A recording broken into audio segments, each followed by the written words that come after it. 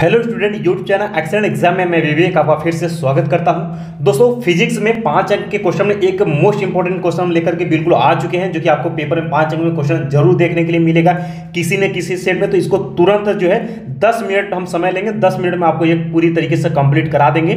5 अंक जो है आपका बिल्कुल पक्का यहाँ पर हो जाएगा। अगर बात करें तो बोर्ड एग्जाम में आप देख सकते हैं कि 12 में इसके पहले भी क्वेश्चन ये आया हुआ है, 13 में, 15 में, 16 में, 17, 18, 19, 20, 22 में, और हम कहते हैं 23 में भी क्वेश्चन आएगा।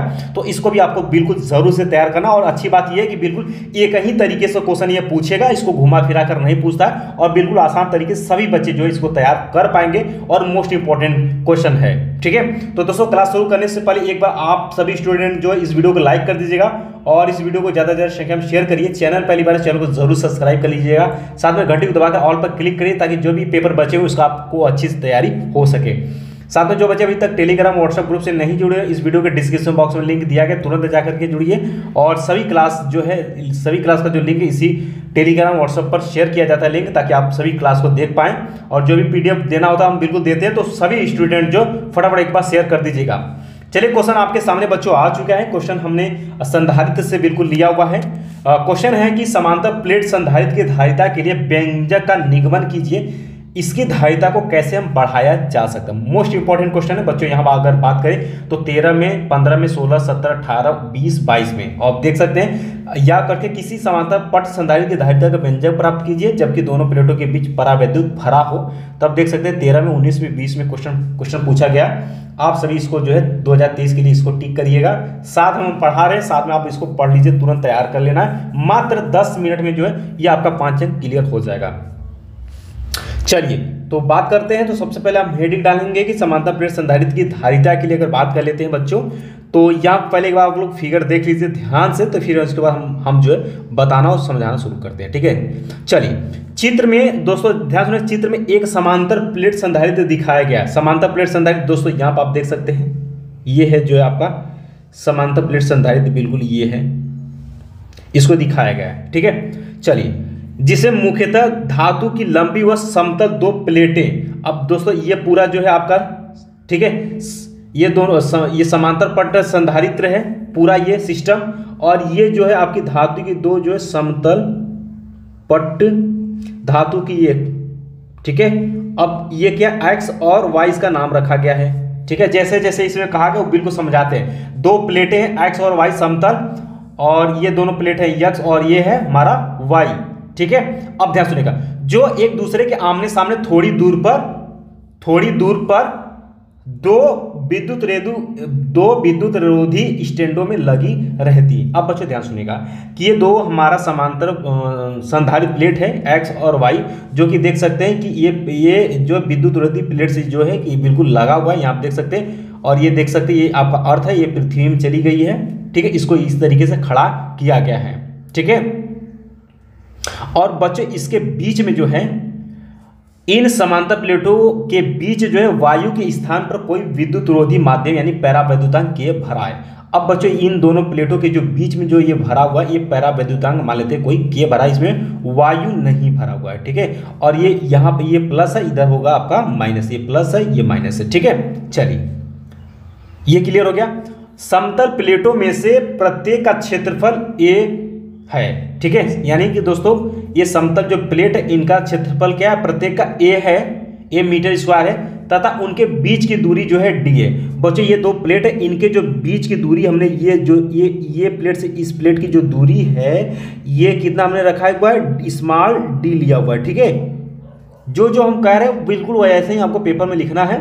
जब प्लेट एक्स को, ध्यान सुनेगा, जब प्लेट इस वाले को, जब प्लेट एक्स को, ठीक है, जब प्लेट एक्स को प्लस की आवेश दिया जाता है तो प्रेरण के कारण प्लेट वाई पर अंदर की ओर माइनस की आवेश तथा बाहर की ओर प्लस की आवेश हो जाता है। तो किसके कारण दोस्तों, आपके प्रेरण के कारण जो है, अगर एक्स प्लेट पर जो है हम जो प्लस की आवेश दिया जाता है तो इसके अंदर जो है, ध्यान सुने, इसके अंदर जो है वाई प्लेट पर, ध्यान सुने, इस पर हमने प्लस आवेश दिया तो वाई प्लेट के अंदर जो इस पर ऋण आवेश किसके, प्रेरण के कारण स्वतः आ जाता है, और इसी वाई प्लेट के बाहर जो है यहाँ पर जो प्लस आवेश हो जाता है या आ जाता है, ठीक है, या उत्पन्न हो जाता है। चूंकि प्लेट वाई जो है पृथ्वी से जुड़ी, अतः इसके बाहरी तल का प्लस क्यू आवेश जो है पृथ्वी में चला जाएगा।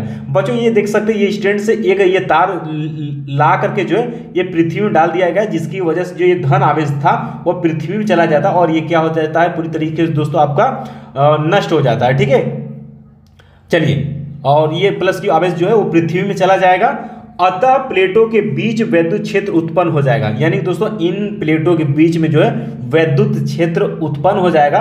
लगभग सभी जगह वैद्युत क्षेत्र की तीव्रता एक समान होगी। यानी दोस्तों प्लेट की अगर बात करें तो ऊपर से नीचे कहीं पर भी अगर बात करें तो सभी जगह पर वैद्युत क्षेत्र की तीव्रता एक समान रहेगी। चलिए, प्लेटों पर आवेश, क्या सुनिए आप, प्लेटों पर आवेश का पृष्ठ घनत्व जो सिग्मा होगा वह कितना होगा, क्यू अपान के, ये सूत्र होता है याद रखिएगा, घनत्व बराबर क्यू अपान के ए होता है, यानी आवेश बटे के क्षेत्रफल होता है, याद रखिएगा। ठीक है, प्लेटों के बीच में किसी बिंदु पर वैद्युत क्षेत्र की तीव्रता इक्वल टू, ये सूत्र होता है सिग्मा अपान के एप्सिलॉन नॉट या एप्सिलॉन। ठीक है, ये याद रखिएगा, जहां पर एप्सिलॉन जो है वो के एप्सिलॉन नॉट है, यानी पैरावैद्युत की वैद्युतशीलता है। बच्चों ध्यान सुने, क्यों, क्योंकि यहाँ पर जो है कोई पैरावैद्युतांक भरा हुआ है, इसलिए इसके जगह पर हमने एप्सिलॉन का यूज किया हुआ है और अभी बाद में जो है के एप्सिलॉन नॉट को हम रखेंगे। ठीक है, चलिए आगे बढ़ते हैं दोस्तों। सिग्मा तथा एप्सिलॉन का मान रखने पर वैद्युत क्षेत्र की तीव्रता, अब बच्चों ध्यान सुनिएगा, तो वैद्युत क्षेत्र की तीव्रता आप सभी जानते हैं, ये फार्मूला है। ठीक है, और यहाँ पर हमने जो है, यहाँ पर हमने एप्सिलॉन नॉट और सिग्मा का वैल्यू रख देते हैं, यहाँ से सिग्मा का यहाँ से, एप्सिलॉन का मान यहाँ से, तो ई इक्वल टू क्यू अपान के एप्सिलॉन नॉट इंटू ए आ जाएगा। इसको मान लेते हैं समीकरण नंबर हमारा क्या है, 1 है। ठीक है, मानेंगे कि माना दोनों प्लेटों के बीच विभवांतर v वोल्ट है, यानी कि बच्चों इन दोनों, थोड़ा सा इसको हम मिटा देते हैं ताकि आपको समझने में आसानी हो। ठीक है, चलिए अब देखो, इन यानी x प्लेट और y प्लेट के बीच जो विभवांतर वो कितना है, v है। ठीक है, तो यहाँ पर लिखेंगे कि माना दोनों प्लेट के बीच विभवांतर v वोल्ट है, वह इनके बीच की दूरी d है, जैसा कि हमने बताया, अतः प्लेट के बीच वैद्युत क्षेत्र जो लगेगा, ये सूत्र है बच्चों याद रखिएगा, इस फार्मूला होता है वैद्युत क्षेत्र equal to v upon d होता है। v हमारा क्या, विभवांतर है। ठीक है, d हमारा क्या, दोनों प्लेट के बीच की दूरी है। तो और यहाँ दोस्तों हम v बराबर करेंगे तो क्या हो जाएगा, v बराबर हो जाएगा हमारा e इंटू डी हो जाएगा। अब समीकरण 1 से e का मान रखने पर बच्चों, अब ये हो गया, तो समीकरण 1 से, समीकरण 1 में क्या, e का मान हमें q अपान के एप्सिलॉन नॉट इंटू ये दिया हुआ है, तो यहाँ से e का मान हम रख देंगे, तो v बराबर जो हो जाएगा आपका, यहाँ पर ध्यान सुनिएगा, e का मान यहाँ पर हम पुट करेंगे तो क्या हो जाएगा आपका, d तो ही है, q इंटू डी अपान के एप्सिलॉन नॉट इंटू ए हो जाएगा। अब चूंकि दोस्तों हम लोग जानते हैं संधारित्र की धारिता C बराबर जो फार्मूला होता है वो Q अपान क्या होती है, V होती है। अब बच्चों कुछ नहीं करना है, यहाँ पर C equal to Q upon V है, V का मान बच्चों यहाँ पर हमें पुट कर देना है। अब तो Q अपान के V की जगह पर क्यू डी अपान के एप्सिलॉन नॉट इंटू ए हमें पुट कर देना है। ये वाला भाग जो है बच्चों ये ऊपर चला जाएगा, तो C बराबर के एप्सिलॉन नॉट इंटू ए अपान के, अब देखिए ये Q से कट जाएगा, सिर्फ बचेगा D, ये आपका आ गया फैरेड में। ठीक है, ये आपका हो गया आपका फैरेड में। अब अगर बात करें दोस्तों, आपका सूत्र बिल्कुल आ चुका है, बस यहाँ पर जो कंडीशन के हिसाब से हम यहाँ पर दिखाएंगे। यदि प्लेटों के बीच, ठीक है, या मध्य निर्वात हो या वायु हो तो के का मान हमेशा क्या होती है, 1 होती है। तो तब इस दशा में जो धारिता होगी वह मान लेते हैं C नॉट हो जा रही है, तो C नॉट इक्वल टू के एप्सिलॉन नॉट ए अपान के डी फैरेड होगा। ठीक है, यहाँ पर ही आपका सूत्र आ गया है। अब ये कंडीशन के अनुसार दिखाएंगे, अगर ये निर्वात या वायु में रहेगा तो C equal to C not upon A upon D farad में आ जाएगा। और जहाँ पर एप्सिलॉन नॉट का मान आप सभी जानते हैं कि 8.85 गुणे 10⁻12 फैरेड पर मीटर होता है, और ये निर्वात की वैद्युतशीलता है। ये दोस्तों रहा, ठीक है, ये आपका सूत्र जो है निगमित हो गया है। ठीक है, अब बच्चों इसमें कुछ पॉइंट पूछा तो उसको हम दे देते हैं। ये छोटे से छोटे अंक में भी क्वेश्चन पूछा जाता है कि समांतर प्लेट संधारित्र की धारिता को निम्नलिखित प्रकार से बढ़ाया जा सकता है। पूछा था क्वेश्चन कि कैसे बढ़ा सकते हैं, तो दोस्तों ध्यान सुनिएगा, प्रयुक्त प्लेटों या प्रयुक्त प्लेटें अधिक क्षेत्रफल की होनी चाहिए। अब बच्चों ध्यान सुनिएगा, अब ये C को हम कैसे बढ़ा सकते हैं, सूत्र को ध्यान सुनिएगा।